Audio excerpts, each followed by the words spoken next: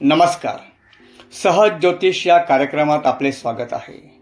मे महिन्यात काही ग्रह स्थलांतर करतील, काही ग्रहांची युती होईल, पापग्रह एकत्र येतील. याचा काही राशींवर विशेष परिणाम होईल. 18 मे रोजी राहू मीन राशीतून कुंभ राशीत प्रवेश करेल. त्यावेळी मंगळ कर्क राशीत असल्याने राहू मंगळाचा षडाष्टक योग होईल. दोन्ही उग्र ग्रह आहेत. करिअर, व्यवसाय, नोकरीत मोठे आर्थिक नुकसान होऊ शकते.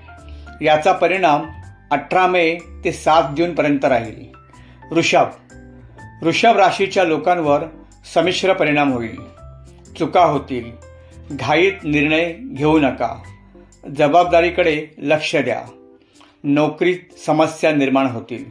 शॉर्टकटच्या पैशाचा त्रास होईल. कुटुंबात वाद वाढतील. संयम ठेवा, शांतता लाभेल.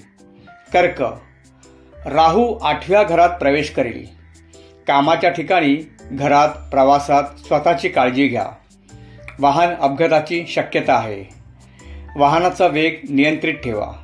खाण्यापिण्याकडे लक्ष द्या. आरोग्याच्या समस्या निर्माण होतील. वेळीच उपचार करा.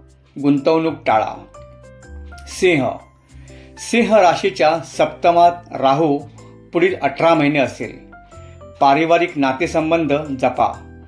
जोडीदाराशी वादविवाद टाळा.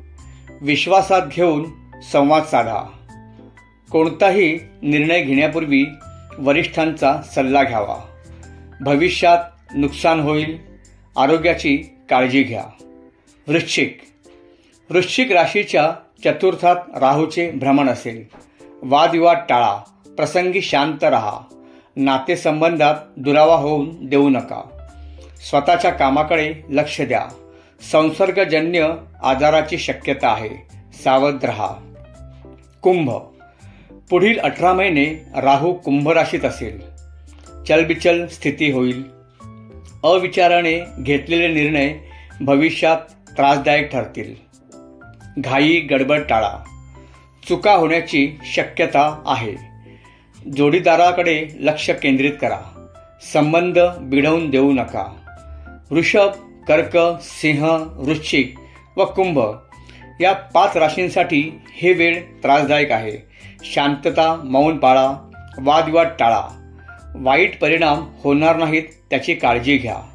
चॅनल लाईक, शेअर व सबस्क्राईब करा ही विनंती. पुन्हा भेटू पुढील भागात. तोपर्यंत नमस्कार.